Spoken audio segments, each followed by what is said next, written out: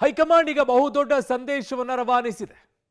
ನಂದು ಒಂದು ಇರಲಿ ಅಂತೇಳಿ ಕರ್ಚೀಫ್ ಹಾಕಿ ಟವೆಲ್ ಹಾಕಿ ಬೆಡ್ಶೀಟ್ ಹಾಕುವಂಥವ್ರು ಏನಿದ್ರು ಅವರಿಗೆಲ್ಲ ಒಂದು ಬ್ಯಾಡ್ ನ್ಯೂಸ್ ಇದು. ಯಾಕೆ ಅಂತಂದ್ರೆ ಮೂರನೆಯ ಆಯ್ಕೆಯೇ ಇಲ್ಲ ಅಂತ ಹೇಳ್ತಾ ಇದ್ದಾರೆ. ಅವತ್ತು ಅದನ್ನೇ ಹೇಳ್ತಾ ಇದ್ದಿದ್ದು. ಸಿದ್ದರಾಮಯ್ಯನ ಬಿಟ್ಟರೆ ಡಿ ಕೆ ಶಿವಕುಮಾರ್ ಇಬ್ಬರನ್ನ ಬಿಟ್ಟು ಇನ್ಯಾರಿಗೂ ಕೊಟ್ರೆ ಇವರಿಬ್ರು ಇನ್ನೇನಾಗಬೇಕು, ಇವರಿಬ್ರು ಇನ್ಯಾವ ರೀತಿ ಅಂತ ಅಸಮಾಧಾನ ಹೊಂದ್ತಾರೆ ಅನ್ನುವಂಥ ಚರ್ಚೆ ಬಂದಿತ್ತು. ಆ ನಿಟ್ಟಿನಲ್ಲಿ ಹೈಕಮಾಂಡ್ ಕೂಡ ಈಗ ಸ್ಪಷ್ಟ ಸಂದೇಶವನ್ನು ರವಾನಿಸಿದೆ ಅಂತ. ರಾಜ್ಯ ಕಾಂಗ್ರೆಸ್ನಲ್ಲಿ ಸಿಎಂ ಕುರ್ಚಿ ಕದನ ಜೋರಾಗಿದೆ. ರಾಜ್ಯ ಕಾಂಗ್ರೆಸ್ ನಾಯಕರಿಗೆ ಹೈಕಮಾಂಡ್ ಈಗ ಒಂದು ಸಂದೇಶವನ್ನ ರವಾನೆ ಮಾಡಿದೆ. ಫೈನಲಿ ಒಂದು ಕಮಾಂಡ್ ಕೊಡುವಂತ ಕೆಲಸ ಹೈ ಮಾಡಿದೆ. ಮೂರನೆಯ ವ್ಯಕ್ತಿಯ ಆಯ್ಕೆ ಇಲ್ಲ ಅಂತಿದ್ದಾರೆ. ಸಿದ್ದರಾಮಯ್ಯ ಇಲ್ಲ ಡಿ ಕೆ ಶಿವಕುಮಾರ್ ಇಬ್ಬರಲ್ಲಿ ಒಂದು ಹೆಸರಷ್ಟೇ. ಮೂರನೇ ವ್ಯಕ್ತಿಯನ್ನ ಸಿಎಂ ಮಾಡುವ ನಿರ್ಧಾರವೇ ಇಲ್ಲ ಅನ್ನುವಂಥದ್ದನ್ನ ಈಗ ಹೈಕಮಾಂಡ್ ಈಗ ಕೊಟ್ಟಿದೆ. ಖರ್ಗೆ ಜೊತೆಗೆ ರಾಹುಲ್ ಗಾಂಧಿ ಚರ್ಚೆ ಬಳಿಕ ಅಂತಿಮ ತೀರ್ಮಾನ ಅಂತಿದ್ದಾರೆ. ನವೆಂಬರ್ 21ಕ್ಕೆ ಸಿಎಂ ಡಿಸಿಎಂ ಸಂಧಾನ ಸಭೆ ಕೂಡ ಇದೆ. ಸಭೆಯಲ್ಲಿ ಫೈನಲ್ ಆಗಲಿದೆ ಪವರ್ ಶೇರಿಂಗ್ ಫಾರ್ಮುಲಾ. ಕೊಡ್ತಾರಾ ಕೊಡಲ್ವಾ ಅನ್ನುವಂಥ ಚರ್ಚೆ. ರಾಜ್ಯ ಕಾಂಗ್ರೆಸ್ನಲ್ಲಿ ನಡೀತಾ ಇರುವಂತಹ ಸಿಎಂ ಕುರ್ಚಿ ಕದನ ಈಗ ಬಹಳ ಜೋರಾಗಿತ್ತು. ಅದರಲ್ಲಿ ನನಗೂ ಅವಕಾಶ ಸಿಕ್ಕರೆ ನಾನು ಆಗ್ತೇನೆ ಬಿಡಿ, ನಮಗೂ ಕೊಡಿ ಅಂತಿದ್ರು. ದಲಿತರ ದಾಳವನ್ನು ಉರುಳಿಸ್ತಾ ಇದ್ದಿದ್ದು ಆ ಕಡೆಗೆ ಪರಮೇಶ್ವರ್ ಅವರು, ತದನಂತರ ಈ ಕಡೆಗೆ ಲಿಂಗಾಯತರಲ್ಲಿ ಕೊಡೋದಾದ್ರೆ ನಮಗೂ ಕೊಡಿ ಅಂತ ಎಂ ಬಿ ಪಾಟೀಲ್ ಅವರು, ಆ ಕಡೆಗೆ ಸತೀಶ್ ಜಾರಕಿಹೊಳಿ ಅವರು ಕೂಡ ದಲಿತರ ಕೊಡೋದಲ್ಲಿ ನಮಗೂ ಕೊಡಿ ಅಂತ ಕೇಳ್ತಾ ಇದ್ರು. ಹಾಗಾಗಿ ಒಬ್ಬೊಬ್ಬರು ಒಂದೊಂದು ಕ್ಲೇಮ್ ಅನ್ನ ಮಾಡ್ತಾ ಇದ್ರು. ಬಟ್ ಈಗ ಯಾವುದಕ್ಕೂ ಕೂಡ ಈಗ ಅಂತಿಮವಾಗಿ ಸ್ಪಷ್ಟವಾಗಿ ಒಂದು ಸಂದೇಶವನ್ನು ರವಾನಿಸಿದ್ದಾರಂತೆ. ಅದ್ಯಾವುದು ಕೂಡ ಮಣೆ ಹಾಕಲ್ಲ ಅಂತ ಹೈಕಮಾಂಡ್ ಹೇಳಿದೆ ಅಂತ.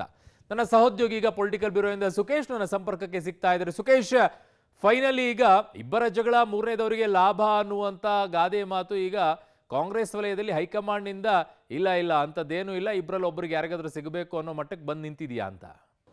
ಅರುಣ್, ಖಂಡಿತ. ಯಾಕಂದರೆ ಪವರ್ ಶೇರಿಂಗಿನ ಮಾತುಕತೆ ಆಗಿದೆ ಅನ್ನುವಂಥದ್ದು ಕಳೆದ 2.5 ವರ್ಷಗಳಿಂದ ಕೂಡ ಕಾಂಗ್ರೆಸ್ ಪಾಳ್ಯದಲ್ಲಿ ಕೇಳಿಬಂದಿರೋಂಥ ವಿಚಾರ. ಈ ಮಧ್ಯದಲ್ಲಿ ಇತ್ತೀಚೆಗೆ ಬೇರೆಯವರು ಕೂಡ ತಮ್ಮ ಅಭಿಪ್ರಾಯವನ್ನು ವ್ಯಕ್ತಪಡಿಸಿದರು. ವಿಶೇಷವಾಗಿ 8 ವರ್ಷಗಳ ಕಾಲ PCC ಪ್ರೆಸಿಡೆಂಟ್ ಆಗಿದ್ದಂಥ ಪರಮೇಶ್ವರ್ ಅವರು ಸಹಜವಾಗಿ ಆಸಕ್ತಿಯನ್ನು ಹೊಂದಿದ್ರು. ಮತ್ತು ದಲಿತ ಸಿಎಂ ಕೂಗು ಕೂಡ ಕಳೆದ ಕೆಲವು ವರ್ಷಗಳಿಂದ ರಾಜ್ಯ ಕಾಂಗ್ರೆಸ್ನಲ್ಲಿ ಕೇಳಿ ಬರ್ತಲೇ ಇತ್ತು. ಆದರೆ ಸದ್ಯಕ್ಕೆ ಹೈಕಮಾಂಡ್ ಇರೋ ಪರಿಸ್ಥಿತಿಯಲ್ಲಿ ಮೂರನೇ ಆಯ್ಕೆಯ ಬಗ್ಗೆ ಯೋಚನೆ ಮಾಡೋ ಸ್ಥಿತಿಯಲ್ಲಿ ಇದ್ದಂತೆ ಕಾಣಿಸ್ತಾ ಇಲ್ಲ. ಕಾರಣ ಏನು ಅಂದರೆ ಇವರಿಬ್ಬರ ನಡುವೆ ಮಾತುಕತೆ ಆಗಿದೆ, ಪ್ರಾಮಿಸ್ ಆಗಿದೆ ಅನ್ನುವಂಥದ್ದನ್ನ ಖಚಿತಪಡಿಸ್ತಾ ಇರೋದ್ರಿಂದ ಸಹಜವಾಗಿ ಮೊದಲು ಇದನ್ನು ಸೆಟಲ್ ಮಾಡೋಣ ಅನ್ನುವಂಥ ಲೆಕ್ಕಾಚಾರಕ್ಕೆ ಬಂದಂತೆ ಕಾಣಿಸ್ತಾ ಇದೆ.